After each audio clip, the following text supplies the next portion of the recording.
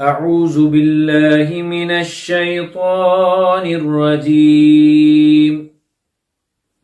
وإذا سمعوا ما أنزل إلى الرسول ترى أعينهم تفيض من الدمع مما عرفوا من الحق يقولون ربنا آمنا فاكتبنا مع الشاهدين. وما لنا لا نؤمن بالله وما جاءنا من الحق ونطمع أن يدخلنا ربنا مع القوم الصالحين فأصابهم الله بما قالوا جنات تجري من تحتها الأنهار خالدين فيها وذلك جزاء المحسنين. والذين كفروا وكذبوا بآياتنا أولئك أصحاب الجحيم. يا أيها الذين آمنوا لا تحرموا طيبات ما أحل الله لكم ولا تعتدوا إن الله لا يحب المعتدين. وكلوا مما رزقكم الله حلالا طيبا واتقوا الله الذي أنتم به مؤمنون. لا يؤاخذكم الله باللغو في أيمانكم ولكن يؤاخذكم بما عقدتم الأيمان فكفارته إطعام 10 مساكين من أوسط ما تطعمون أهليكم أو كسوتهم أو تحرير رقبة فمن لم يجد فصيام 3 أيام ذلك كفارة أيمانكم إذا حلفتم واحفظوا أيمانكم كذلك يبين الله لكم آياته لعلكم تشكرون. يا أيها الذين آمنوا إنما الخمر والميسر والأنصاب والأزلام رجس من عمل الشيطان فاجتنبوه لعلكم تفلحون. إنما يريد الشيطان أن يوقع بينكم العداوة والبغضاء في الخمر والميسر ويصدكم عن ذكر الله وعن الصلاة فهل أنتم منتهون. وأطيعوا الله وأطيعوا الرسول واحذروه فإن توليتم فاعلموا أنما على رسولنا البلاغ المبين.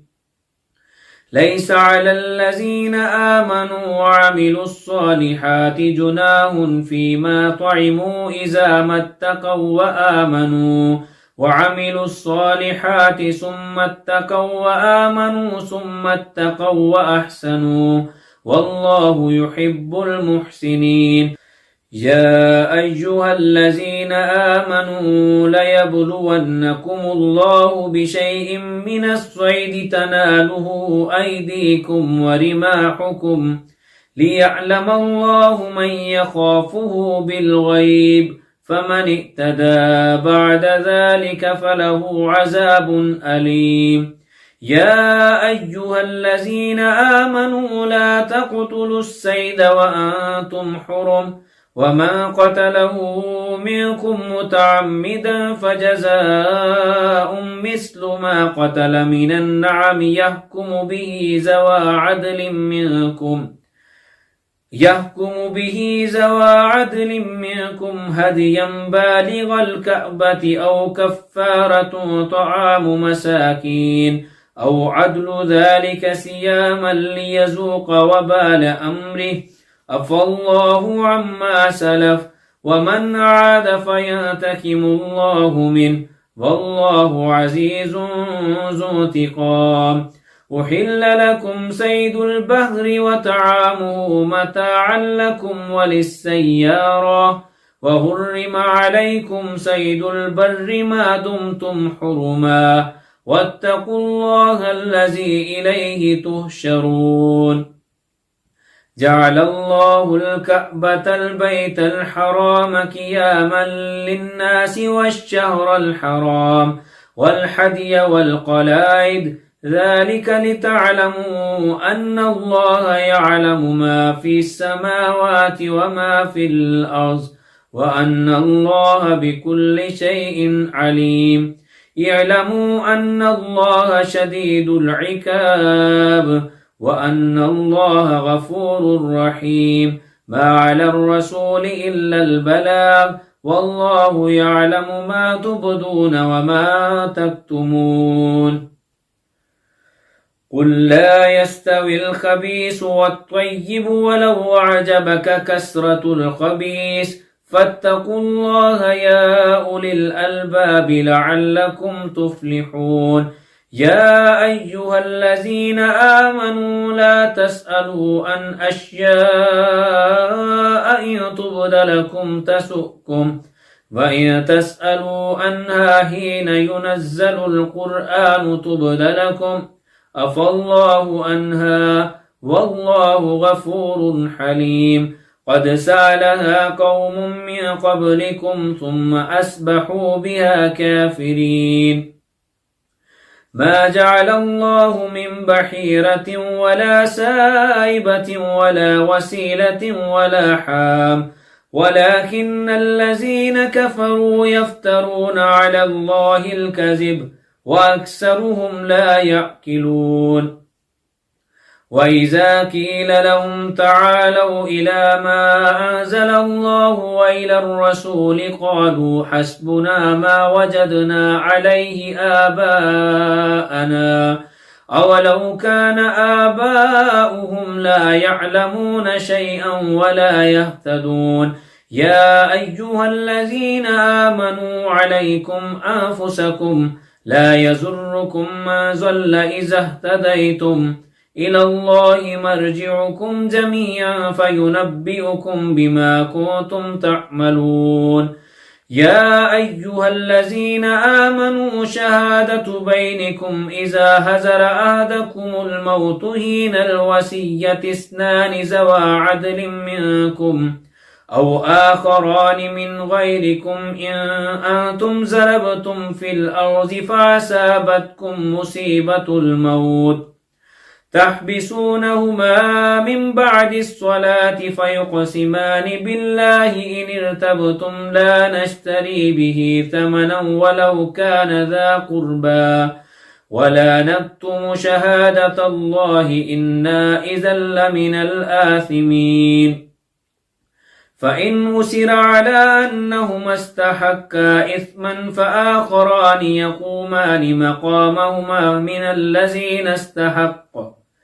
فآخران يقومان مقامهما من الذين استحق عليهم الأوليان فيقسمان بالله لشهادتنا أحق من شهادتهما وما اعتدينا إنا إذا لمن الظالمين ذلك أدنى أن يأتوا بالشهادة على وجهها أو يخافوا أن ترد أيمان بعد أيمانهم واتقوا الله واسمعوا والله لا يهدي القوم الفاسقين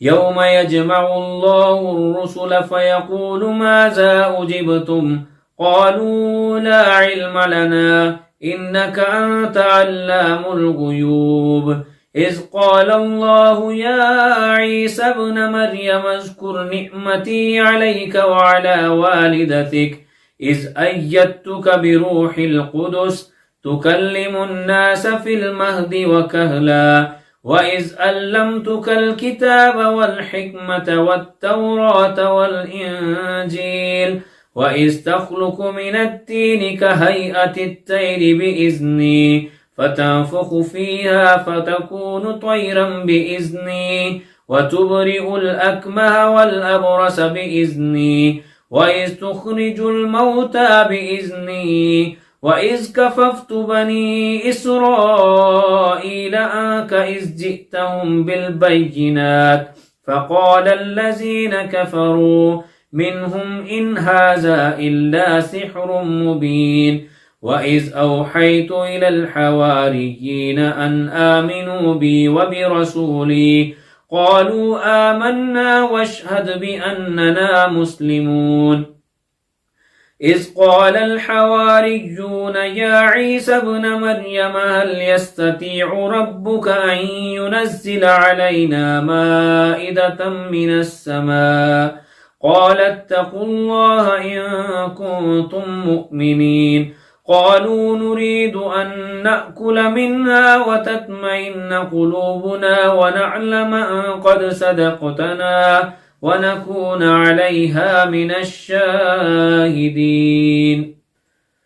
قال عيسى ابن مريم اللهم ربنا أنزل علينا مائدة من السماء تكون لنا عيدا لأولنا وآخرنا وآية منك وارزقنا وأنت خير الرازقين. قال الله إني منزلها عليكم فمن يكفر بعد منكم فإني أعذبه عذابا لا أعذبه أحدا من العالمين. وإذ قال الله يا عيسى ابن مريم أأنت قلت للناس اتخذوني وأمي إلهين من دون الله؟ قال سبحانك ما يكون لي أن أقول ما ليس لي بحق إن كنت قلته فقد علمته تعلم ما في نفسي ولا أعلم ما في نفسك إنك أنت علام الغيوب. ما قلت لهم إلا ما أمرتني به أن اعبدوا الله ربي وربكم وكنت عليهم شهيدا ما دمت فيهم فلما توفيتني كنت أنت الرقيب عليهم وأنت على كل شيء شهيد. إن تعذبهم فإنهم عبادك وإن تغفر لهم فإنك أنت العزيز الحكيم. قال الله هذا يوم ينفع الصادقين صدقهم لهم جنات تجري من تحتها الأنهار خالدين فيها أبدا رضي الله عنهم ورضوا عنه ذلك الفوز العظيم. لله ملك السماوات والأرض وما فيهن وهو على كل شيء قدير.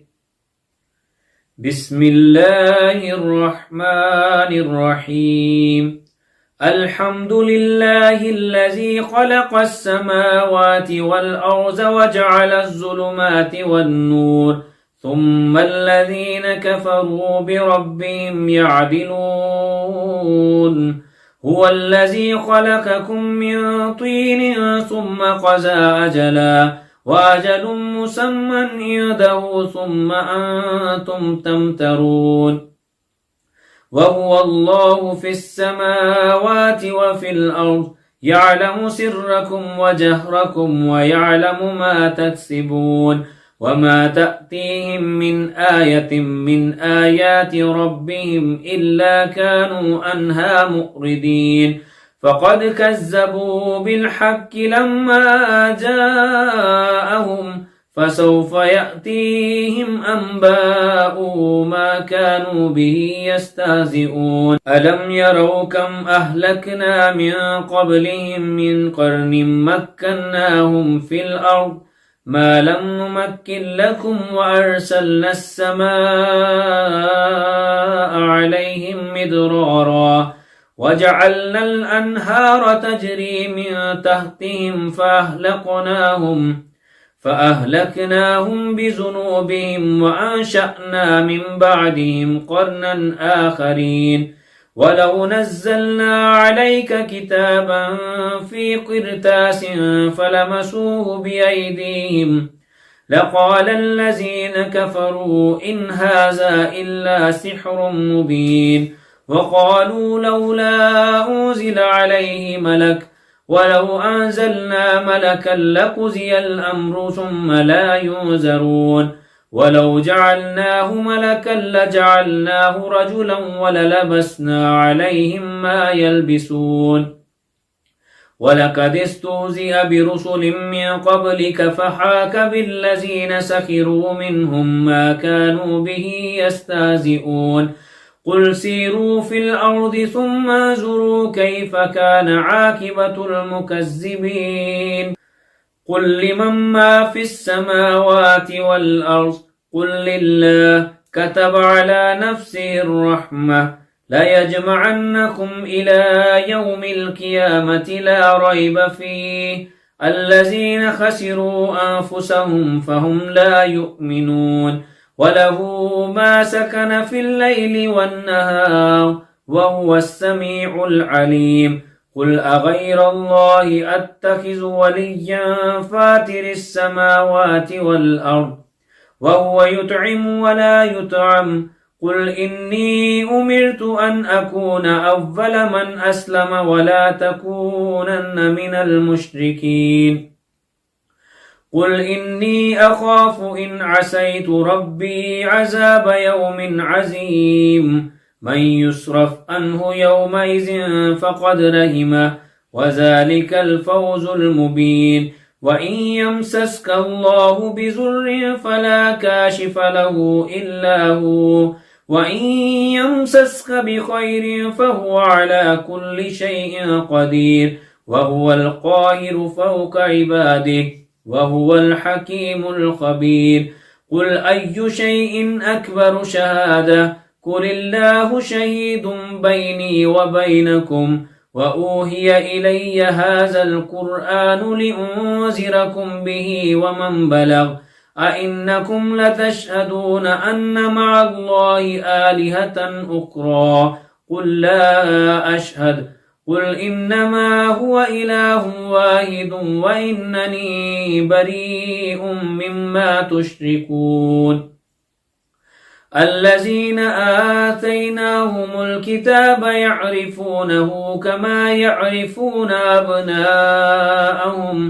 الذين خسروا أنفسهم فهم لا يؤمنون ومن أظلم ممن افترى على الله كذبا أو كذب بآياته إنه لا يفلح الظالمون ويوم نحشرهم جميعا ثم نقول للذين أشركوا أين شركاؤكم الذين كنتم تزعمون ثم لم تكن فتنتهم إلا أن قالوا والله ربنا ما كنا مشركين انظر كيف كذبوا على أنفسهم وضل عنهم ما كانوا يفترون ومنهم من يستمع إليك وجعلنا على قلوبهم أكنة أن يفقهوه وفي آذانهم وقرا وإن يروا كل آية لا يؤمنوا بها حتى إذا جاءوك يجادلونك يقول الذين كفروا إن هذا إلا أساطير الأولين وهم ينهون عنه وينأون عنه وإن يهلكون إلا أنفسهم وما يشعرون ولو ترى إذ وقفوا على النار فقالوا يا ليتنا نرد ولا نكذب بآيات ربنا ونكون من المؤمنين بل بدا لهم ما كانوا يخفون من قبل ولو ردوا لعادوا لما نهوا عنه وإنهم لكاذبون وقالوا إن هي إلا حياتنا الدنيا وما نحن بمبعوثين ولو ترى إذ وقفوا على ربهم قال أليس هذا بالحق قالوا بلى وربنا قال فذوقوا العذاب بما كنتم تكفرون قد خسر الذين كذبوا بلقاء الله حتى إذا جاءتهم الساءة بغتة قالوا يا حسرتنا على ما فرطنا فيها وهم يحملون أوزارهم على ظهورهم ألا ساء ما يزرون وما الحياة الدنيا إلا لعب وله وللدار الآخرة خير للذين يتقون أفلا تعقلون قد نعلم إنه ليحزنك الذي يقولون فإنهم لا يكذبونك ولكن الظالمين بآيات الله يجهدون ولقد كذبت رسل من قبلك فصبروا على ما كذبوا وأوذوا حتى أتاهم نصرنا ولا مبدل لكلمات الله ولقد جاءك من نبأ المرسلين وإن كان كبر عليك إعراضهم فإن استطعت أن تبتغي نفقا في الأرض أو سلما في السماء فتأتيهم بآية ولو شاء الله لجمعهم على الهدى فلا تكونن من الجاهلين إنما يستجيب الذين يسمعون والموتى يبعثهم الله ثم إليه يرجعون وقالوا لولا نزل عليه آية من ربه قل إن الله قادر على أن ينزل آية ولكن أكثرهم لا يعلمون وما من دابة في الأرض ولا طائر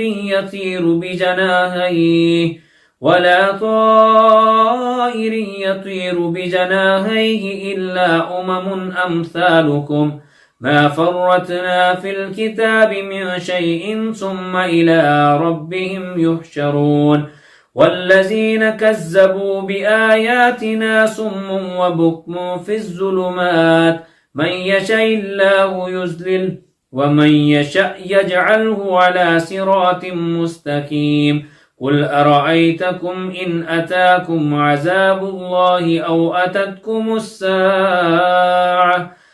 أتتكم الساعة أغير الله تدعون إن كنتم صادقين بل إياه تدعون فيكشف ما تدعون إليه إن شاء وتنسون ما تشركون ولقد أرسلنا إلى من قبلك فأخذناهم بالبأساء والضراء لعلهم يتضرعون فلولا إذ جاءهم بأسنا تضرعوا ولكن قست قلوبهم وزين لهم الشيطان ما كانوا يأملون فلما نسوا ما ذكروا به فتحنا عليهم أبواب كل شيء حتى إذا فرحوا بما أوتوا أخذناهم بغتة فإذا هم مبلسون فقطع دابر القوم الذين ظلموا والحمد لله رب العالمين قل أرأيتم إن أخذ الله سمعكم وأبصاركم وختم على قلوبكم من إله غير الله يأتيكم به انظر كيف نصرف الآيات ثم هم يصدفون قل أرأيتكم إن أتاكم عذاب الله بغتة أو جهرة هل يهلك إلا القوم الظالمون وما نرسل المرسلين إلا مبشرين ومنذرين فمن آمن وأصلح فلا خوف عليهم ولا هم يحزنون والذين كذبوا بآياتنا يمسهم العذاب بما كانوا يفسقون قل لا أقول لكم عندي خزائن الله ولا أعلم الغيب ولا أقول لكم إني ملك إن أتبع إلا ما يوحى إلي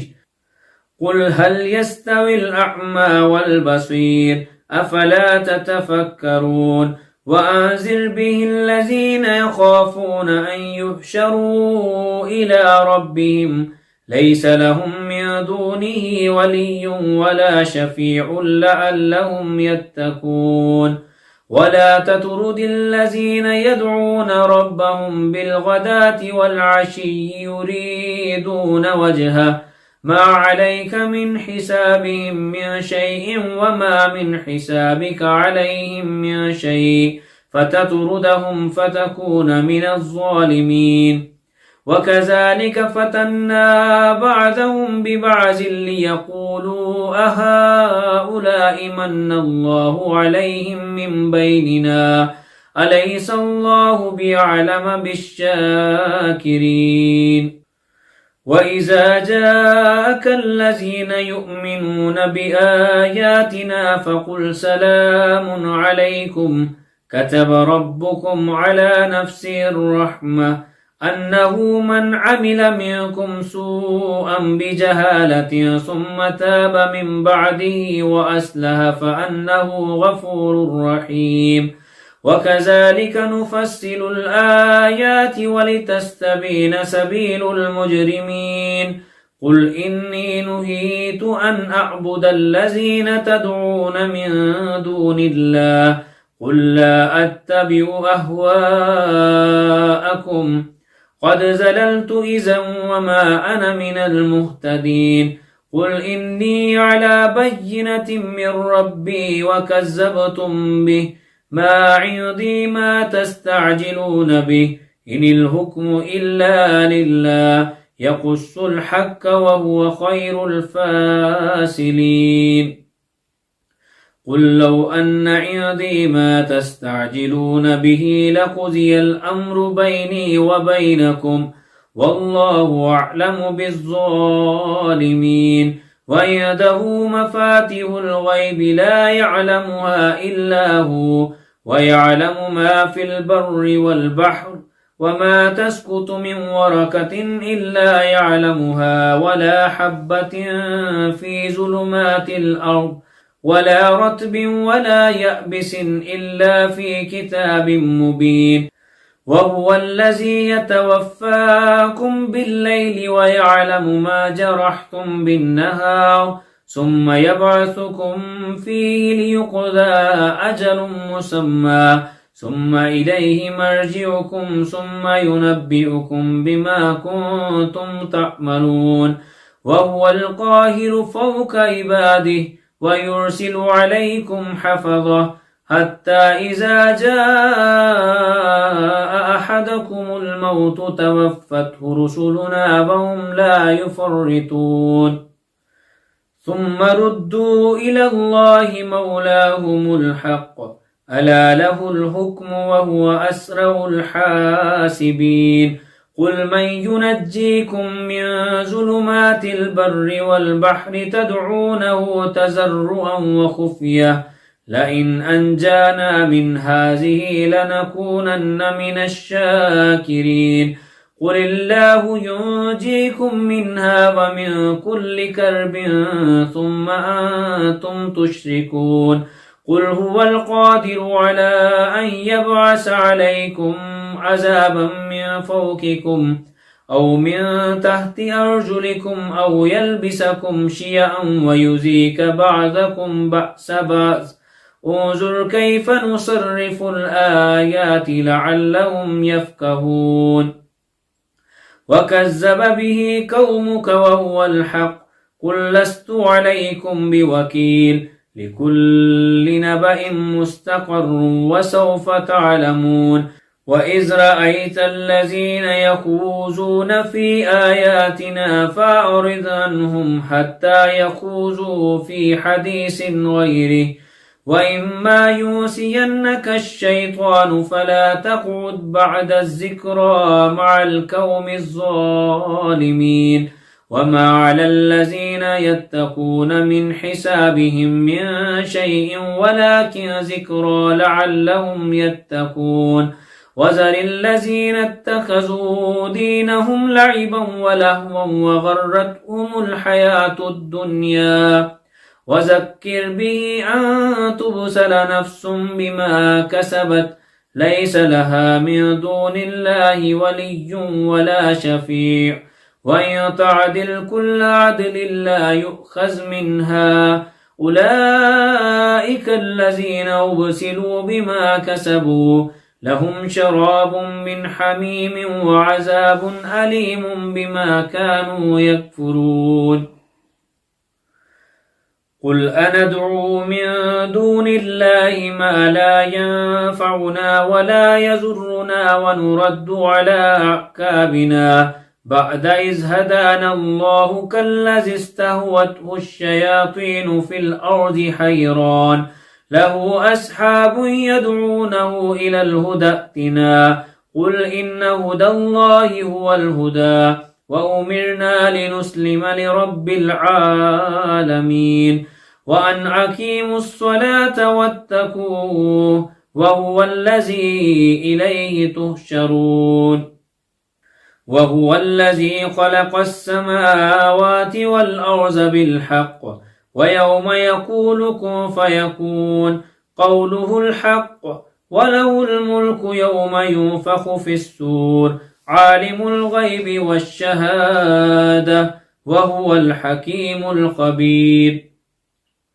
وإذ قال إبراهيم لأبيه آزر أتتخذ أصناما آلهة إني أراك وقومك في ضلال مبين وكذلك نري إبراهيم ملكوت السماوات والأرض وليكون من الموقنين فلما جن عليه الليل رأى كوكبا قال هذا ربي فلما أفل قال لا أحب الآفلين فلما رأى القمر بازغا قال هذا ربي فلما أفل قال لئن لم يهدني ربي لأكونن من القوم الضالين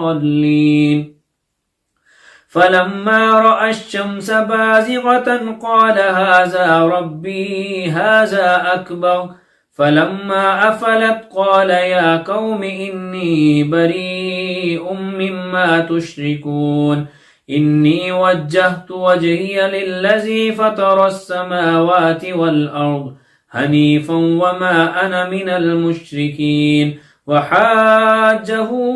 قومه قال تحاجوني في الله وقد هدان ولا أخاف ما تشركون به إلا أن يشاء ربي شيئا وسع ربي كل شيء علما أفلا تتذكرون وكيف أخاف ما أشركتم ولا تخافون أنكم أشركتم بالله ما لم ينزل به عليكم سلطانا فأي الفريقين أحق بالأمن إن كنتم تعلمون الذين آمنوا ولم يلبسوا إيمانهم بظلم أولئك لهم الأمن وهم مهتدون وتلك حجتنا آتيناها إبراهيم على قومه نرفع درجات من نشاء إن ربك حكيم عليم ووهبنا له إسحاق ويعقوب كلا هدينا ونوحا هدينا من قبل ومن ذريته داود وسليمان وأيوب ويوسف وموسى وهارون وكذلك نجزي المحسنين وزكريا ويحيى وعيسى وإلياس كل من الصالحين وإسماعيل واليسع ويونس ولوطا وكلا فضلنا على العالمين ومن آبائهم وذرياتهم وإخوانهم واجتبيناهم وهديناهم إلى صراط مستقيم ذلك هدى الله يهدي به من يشاء من عباده ولو أشركوا لحبط عنهم ما كانوا يعملون أولئك الذين آتيناهم الكتاب والحكم والنبوة فإن يكفر بها هؤلاء فقد وكلنا بها قوما ليسوا بها بكافرين أولئك الذين هدى الله فبهداه مقتده قل لا أسألكم عليه أجرا إن هو إلا ذكرى للعالمين وما قدروا الله حق قدره إذ قالوا ما أنزل الله على بشر من شيء قل من أنزل الكتاب الذي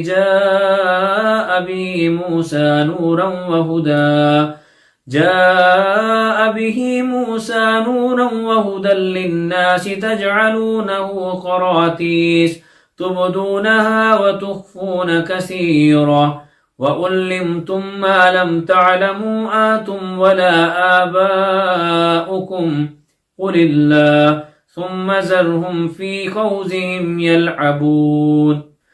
وهذا كتاب أنزلناه مبارك مصدق الذي بين يديه ولتنذر أم القرى ومن حولها والذين يؤمنون بالآخرة يؤمنون به وهم على صلاتهم يحافظون ومن أظلم ممن افترى على الله كذبا أو قال أوحي إلي ولم يوحى إليه شيء ومن قال سأنزل مثل ما أنزل الله ولو ترى إذ الظالمون في غمرات الموت والملائكة باسطوا أيديهم أخرجوا أنفسكم اليوم تجزون عذاب الهون بما كنتم تقولون على الله غير الحق وكنتم عن آياته تستكبرون ولقد جئتمونا فرادا كما خلقناكم أول مرة وتركتم ما خولناكم وراء ظهوركم وما نرى معكم شفعاءكم الذين زعمتم أنهم فيكم شركاء لقد تقطع بينكم وزلناكم ما كنتم تزعمون إن الله فالق الحب والنوى يخرج الحي من الميت ومخرج الميت من الحي ذلكم الله فأنى تؤفكون فالق الإصباح وجعل الليل سكنا والشمس والقمر حسبانا ذلك تقدير العزيز العليم وهو الذي جعل لكم النجوم لتهتدوا بها في ظلمات البر والبحر قد فصلنا الآيات لقوم يعلمون وهو الذي أنشاكم من نفس واحدة فمستقر ومستودع قد فصلنا الآيات لقوم يفقهون وهو الذي أنزل من السماء ماء فأخرجنا به نبات كل شيء فأخرجنا منه خزرا نخرج منه هبا متراكبا ومن النخل من تلعها كنوان ضانية وجنات من أعناب والزيتون والرمان مشتبها وغير متشابه انظروا إلى ثمره إذا أثمر وينعي إن في ذلكم لآيات لقوم يؤمنون وجعلوا لله شركاء الجن وخلقهم وخرقوا له بنين وبنات بغير علم سبحانه وتعالى عما يصفون بديع السماوات والأرض أنى يكون له ولد ولم تكن له صاحبة وخلق كل شيء وهو بكل شيء عليم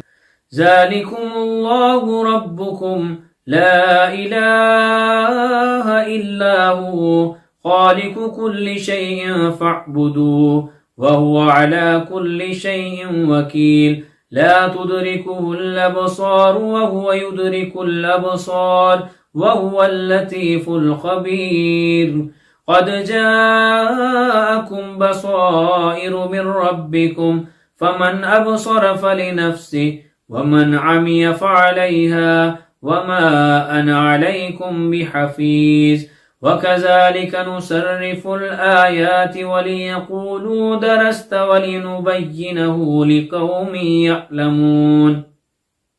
اتبع ما أوهي إليك من ربك لا إله إلا هو وأعرض عن المشركين ولو شاء الله ما أشركوا وما جعلناك عليهم حفيظا وما أنت عليهم بوكيل ولا تسبوا الذين يدعون من دون الله فيسبوا الله عدوا بغير علم كذلك زينا لكل أمة عملهم ثم إلى ربهم مرجعهم فينبئهم بما كانوا يعملون وأقسموا بالله جهد أيمانهم لئن جاءتهم آية ليؤمنن بها قل إنما الآيات عند الله وما يشعركم